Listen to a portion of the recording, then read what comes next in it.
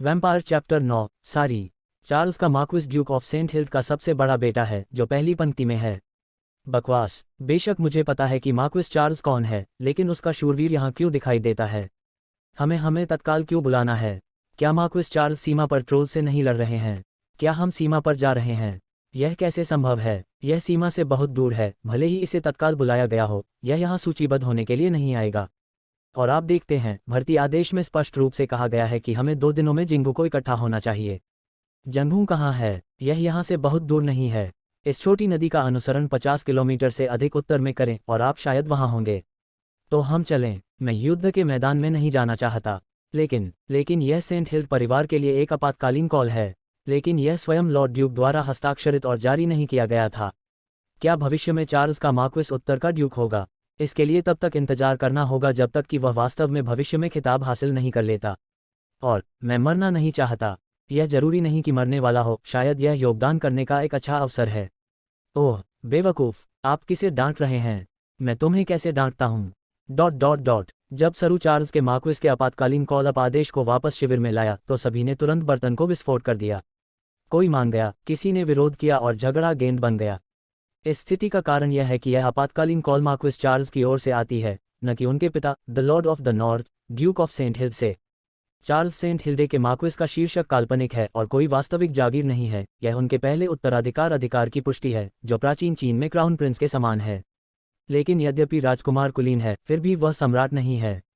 इसलिए यदि Duke of Saint Hilde ने एक आपातकालीन कॉल अप आदेश जारी किया तो आदेश प्राप्त करने वाले किसी भी नॉर्थीटर ने विरोध करने की हिम्मत नहीं की। लेकिन अगर यह चार्ल्स के मार्क्विस द्वारा जारी एक आपातकालीन कॉल अप है, फायरफॉक्स भाड़े के समूह पर एक नज़र डालें जो अब इसकी प्रभावशीलता को देखने के लिए एक साथ मिल रहा है। बस मुझे चुप रहो। अपने मातहतों के झगड़े को रोकते हुए सरू उत्सुकता से चिल्लाया। फिर उसने ओलिवर को देखने के लिए अपना सिर घुमाया और पूछा, क्या मार्क्विस चार्ल्स को आपातकालीन कॉल जारी करने का अधिकार है? मुझे याद है, मार्क्विस चार्ल्स के पास ऐसी कोई शक्ति नहीं होनी चाहिए। ओलिवर थोड़ा अनिश्चित था। उसने अपना सिर घुमाया और कॉलिन से मदद मांगी। नाइट कहन, क्या मैं सही हूँ? कानूनी सिद्धांतों के अनुसार चार्ल्स के मार्क्विस के पास यह शक्ति नहीं है। कॉलिन ने अपने सिर में स्मृति की खोज की। हालांकि उत्तरी क्षेत्र के इतिहास में इसी तरह की मिसालें रही हैं। ओलिवर का चेहरा, जो अभी अभी सुधरा था, एक पल में फिर से उदास हो गया। वह बिल्कुल नहीं चाहता कि इस समय फायरफॉक्स भाड़े के समूह को तत्काल बुलाया जाए। भाड़े के समूह के बिना उसका कारवां वध होने वाला मेमना बन गया है और फॉलन ईगल सिटी तक सुरक्षित रूप से पहुंचना असंभव है। फिर कप्तान सरू, ओलिवर का स्वर थोड़ा कठिन था, क्या आप इस कॉल अप आदेश को स्वीकार करने के लिए तैयार हैं? सरू की भौहें आपस में कसी हुई थीं। जाहिर है वह भी इस आपातकालीन कॉल से बहुत असंतुष्ट थे। कुछ देर सोचने के बाद उसने धीरे से सिर हिलाया और कहा, नहीं। जैसे ही उसने यह कहना समाप्त किया, ओलिवर तुरंत मुस्कुराया, लेकिन सरू के पीछे के कुछ भाड़े के नेताओं ने तुरंत विस्फोट कर दिया। माय लॉर्ड, आप इस तरह मार्क्विस चार्ल्स के भर्ती आदेश को अस्वीकार नहीं कर सकते। हाँ, सेंट हिल्ड परिवार हमें जाने नहीं देगा। और घुड़सवार सेना की वह टीम, मुझे लगता है कि वे वास्तव में मारने की हिम्मत करते हैं। सरू ने अचानक अपना सिर घुमाया और अपने पीछे शोर करने वाले भाड़े के सैनिकों की ओर देखा। पल भर में दृश्य फिर खामोश हो गया। क्या आप जानते हैं, अगर हम इस कॉल को प्राप्त करने के बाद जिंगू जाते हैं तो हमें क्या सामना करना पड़ेगा? सरू के सिर से सवाल सुनने के बाद कई भाड़े के नेताओं ने एक दूसरे को देखा और फिर जवाब दिया, इसे युद्ध के लिए तैयार रहना चाहिए। हालांकि यह खतरनाक है, यह संत हिल्ड परिवार के आदेशों की अवहेलना करने से बेहतर है। युद्ध? सरू ने उपहास किया, हम मरने वाले हैं।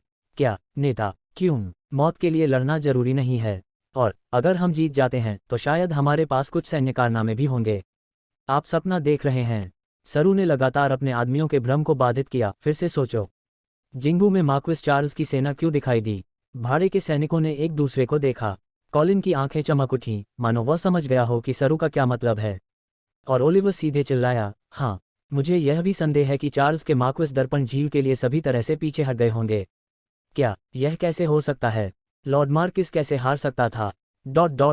भाड़े के लोगों ने अविश्वास व्यक्त किया। मार्क्विस चार्ल्स में उनके अंधविश्वास के लिए कोई दोष नहीं, क्योंकि हाल के दशकों में उत्तरी सेना द्वारा ट्रोल्स को पूरी तरह से कुचला और पीटा गया है।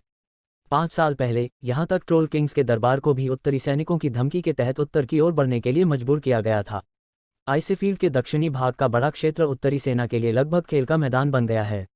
यदि बर्फ की चादर पर जलवायु का वातावरण बहुत खराब नहीं है तो यह फसल लगाने के लिए उपयुक्त नहीं है, नहीं जागीर के महल बनाने के लिए। मुझे डर है कि उत्तर का क्षेत्र आगे उत्तर का विस्तार करेगा।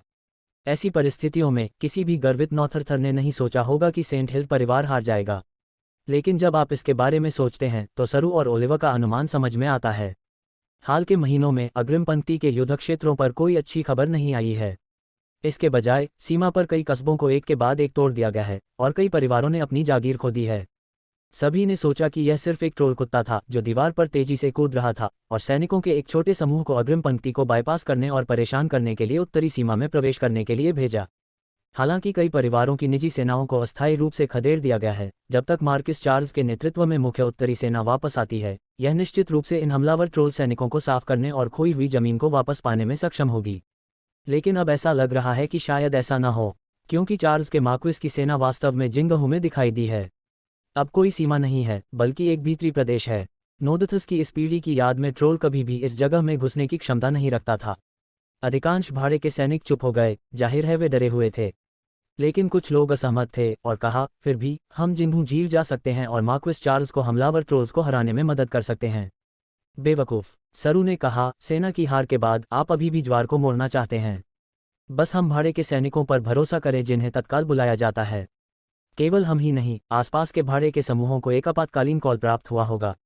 तोप के चारे का एक गुच्छा। सरू को ठीक पता था कि उसके अधीनस्थ क्या हैं। ये लोग चोरों से लड़ते हुए गलती से अपने ही लोगों की जान ले सकते हैं। यह कहना थोड़ा प्रशंसनीय है कि वे भीड़ हैं, अभी भी नियमित सेना से लड़ने के लिए युद्ध के मैदान में जाने के बारे में सोच रहे हैं। सचमुच मौत की तलाश में है।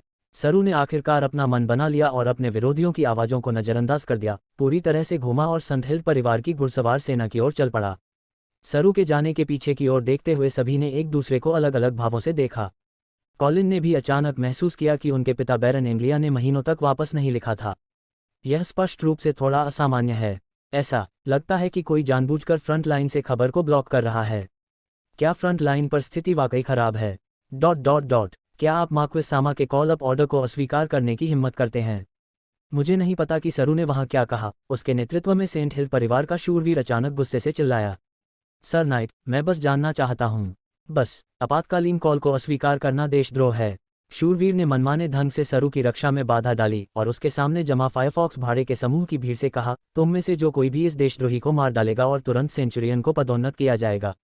बहुत खूब। भाड़े के सैनिकों में कोहराम मच गया। कुछ लोग धर्मी आक्रोश से भर जाते हैं, कुछ लोग उपहास करते हैं, लेकिन कुछ लोगों की आंखें झपकती हैं। माय लॉर्ड नाइट, अपना सिर घुमाए बिना सरू ने आत्मविश्वास से अपने पीछे के लोगों को अपनी पीठ सौंप दी और जारी रखा, मैं सेंट हिल परिवार का सम्मान करता हूं और मार्क्विस चार्ल्स का सम्मान करता हूं, लेकिन हमें खुद को जानने का भी अधिकार है। आप कहाँ जा रहे हैं? जा रहा है। आधे के बाद ही सरू की बातें एकाएक बंद हो गईं, क्योंकि एक लंबी तलवार ने उसके सीने में छेद कर दिया। हो, सरू ने खून की उल्टी की और अपना सिर दूर करने की कोशिश की। अपने पीछे युवक का चेहरा देखने के बाद अचानक उसके चेहरे का भाव बेहद जटिल हो गया। बूम! शरीर जमीन पर गिर पड़ा। बहुत अच्छा। घोड़े पर सवार शूरवीर ने संतोष में सिर हिलाया, तलवार लिए हुए युवक की ओर देखा और कहा, अपना नाम बताओ। सम्मानित शूरवीर, मेरा नाम ट्रॉल है।